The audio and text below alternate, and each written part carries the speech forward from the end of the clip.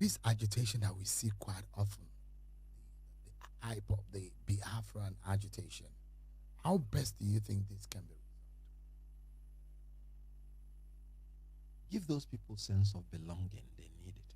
How do you do that? When the war finished, we promised them reconciliation, rehabilitation, and reconstruction. It's something years after you are contemplating in the National Assembly whether you will do it. And these are properties. They are hard-earned properties destroyed by Nigerians.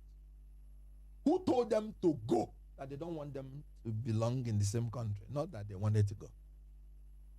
They decimated our people and destroyed our properties. They promised reconciliation, rehabilitation, and reconstruction, and they failed. In the Northeast, it was the people from Northeast that became brainwashed, and they destroyed all their things by themselves. And you immediately set up a Northeast Development Commission. Even before the crisis ends. Even some of the ones that are built to rehabilitate are even still being destroyed. And going to 60-something years or thereabout, or 50-something, you have not reconciled these people. Bring them in. Give them sense of belonging. Integrate them politically. Is it by accident that from 1966, when Thomas Omonakwe Aguyuronsi, Major General, was decimated, till today,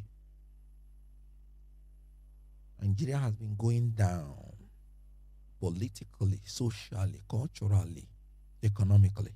Don't you think that if you integrate these people with their craft, with their engineering method, with their natural resilience, don't you think they are going to recreate this country for the betterment of everybody?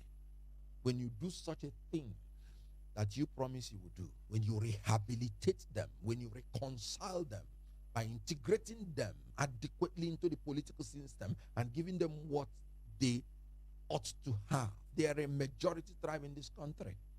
When you do that, reconciliation, rehabilitation, reconstruction, you will see those agitation dying naturally.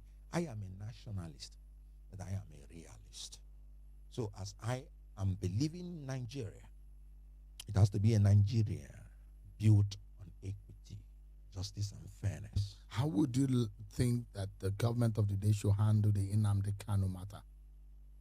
As a lawyer, I would not want to comment on a case that is before the court, but I think political settlement will go a long way to bring about lasting peace on that issue.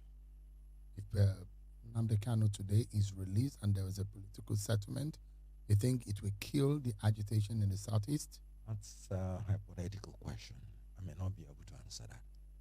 But you have opined this afternoon, yes, that this idea of the Biafran agitation can be quelled, yes, if people are reconciled. Then I'm yes, asking that the man who is at the forefront of this agitation, yes, you saying that a political settlement will help.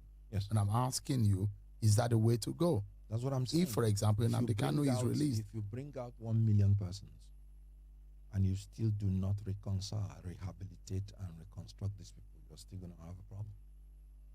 is creating a sixth state in the Southeast going to be part of? It will help. Politically, what other means? Like I said, why wouldn't you constructively accede the position of the presidency to these people? To the Southeast? Yes, it was done in 1999.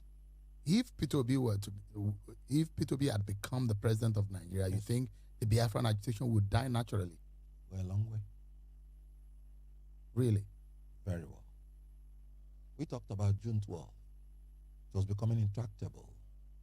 When Obasanjo became president, the ghost of June 12th was exorcised. P2B were to be president, the ghost of the Biafran agitation will be exorcised.